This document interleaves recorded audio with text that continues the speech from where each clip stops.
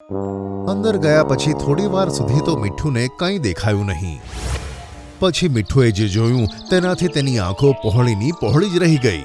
તે ખૂબ જ સુંદર જંગલ હતું, જેમાં સામે ઝરણું વહેતું હતું અને વનસ્પતિઓ પર રંગબેરંગી ફૂલો ઉગ્યા હતા. આગળ તેણે જોયું કે જંગલમાંથી ગાયબ થયેલા જાનવરો અલગ અલગ પિંજરામાં કેદ હતા. ચારે બાજુ આસમાની ચકલીઓ છે અને સિંહાસન ઉપર એક ચકલી બેઠી છે. કોણ છે તું? અહીંયા આવવાનું કારણ? ચકલી રાણી, પહેલા તમે મને એ બતાવો કે તમે મારા મિત્રોને આ રીતે પાંજરામાં કેદ કેમ કર્યા છે? હવે તું પણ આ લોકોની જેમ અહીંયા પુરાઈ રહીશ. એમ કહીને જાદુઈ લાકડીથી તેણે મીઠું ઉપર જાદુ કર્યો, પણ તેની કંઈ અસર ન થઈ. આ શું? આવું કેમ થઈ શકે? તારા ઉપર જાદુ કામ નથી કરી રહ્યો. એમ કહીને તેણે ફરીથી જાદુ કર્યો, પણ આ વખતે પણ મીઠું ઉપર તેની કોઈ અસર ન થઈ.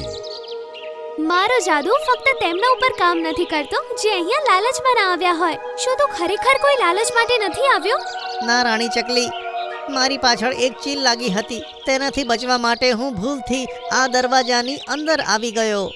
તેનો અર્થ કે તું ઉદાર છે. તારા જેવા પક્ષી જ મેં આપેલા ઇનામના સાચા હકદાર છે.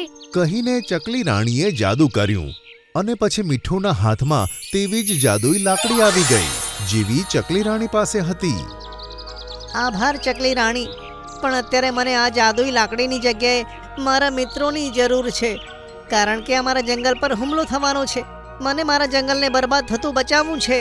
ઠીક છે મીઠું, આ લોકો લાલચના ચક્કરમાં અહીં આવ્યા હતા.